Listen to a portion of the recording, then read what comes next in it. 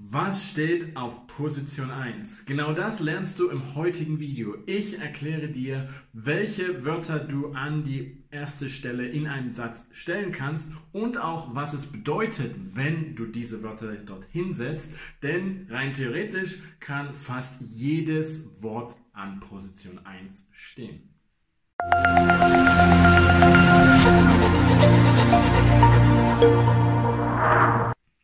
Hallo, mein Name ist Jan und ich bin dein Lehrer hier auf Easy Deutsch. Auf meinem Kanal erkläre ich dir die deutsche Grammatik immer einfach, kompakt und für jeden verständlich. Heute geht es um das Thema, was steht eigentlich auf Position 1 in einem deutschen Satz? Als erstes, das kann praktisch alles sein. Der deutsche Satzbau ist da sehr flexibel. Aber was ist der Unterschied hier, je nachdem, welches Wort dort steht? Ganz einfach.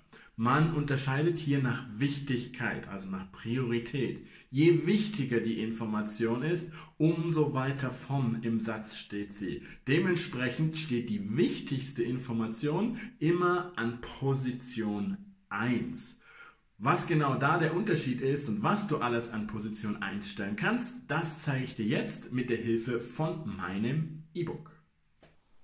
So, hier ein paar Beispiele. Fangen wir an mit dem Fragewort an der Position 1. Was machst du? In einer Frage ist natürlich das Fragewort das Wichtigste, die wichtigste Information, denn das Fragewort bestimmt komplett, wonach du in der ganzen Frage fragst. Was machst du? Fragewort Position 1, nicht vergessen, Verb Position 2 und hier hinten kommt dann danach das Subjekt. Das muss also nicht immer an erster Stelle stehen. Ich habe dir das hier grün markiert, wo du das Subjekt findest. Als nächstes schauen wir uns ein Nomen auf Position 1 an. Das Haus ist alt. Das gehört zu dem Haus. Der Artikel zu Haus und hier steht das Haus an erster Stelle, denn hier das Haus ist alt, das ist die wichtigste Information. Rein theoretisch könntest du auch sagen, alt ist das Haus, aber das klingt schon sehr komisch, einfach weil es hier um das Haus geht. Und ja, es ist alt, aber primär möchten wir wissen, was alt ist, nämlich das Haus. Genauso hier beim nächsten, ein Pronomen an der ersten Stelle, er trinkt Kaffee. Er ist die wichtigste Information, denn es ist die handelnde Person.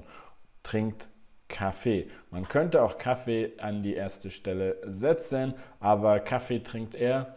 Das geht eigentlich auch nur auf eine Frage, aber da würde man in der Regel auch nur Kaffee dann darauf antworten, wenn man fragt, was trinkt er? Kaffee und nicht Kaffee trinkt er oder er trinkt Kaffee, ist immer noch besser, denn es geht um die handelnde Person. Das ist wichtiger als der Kaffee.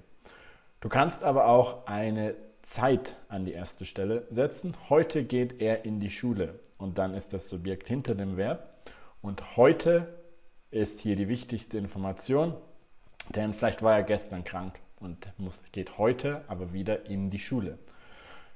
Du kannst aber nicht nur einzelne Wörter an die erste Stelle setzen, sondern auch zum Beispiel einen kompletten Nebensatz. Wenn du kommst, mache ich Essen. Hier steht der komplette Nebensatz an der ersten Stelle.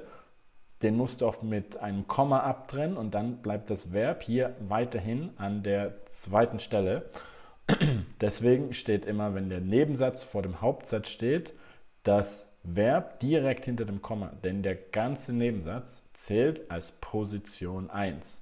Das ist immer dann der Fall, wenn du eine Bedingung hast, wie hier, dass du den Nebensatz an die erste Stelle setzt und du das besonders hervorheben möchtest. Also wenn du die Handlung oder die Aussage des Nebensatzes besonders hervorheben möchtest, dann setzt du ihn an die erste Stelle, denn wie du bereits hier in dem Video gelernt hast, das, was auf der Position 1 steht, ist entweder die wichtigste Information im Satz oder du möchtest es besonders hervorheben.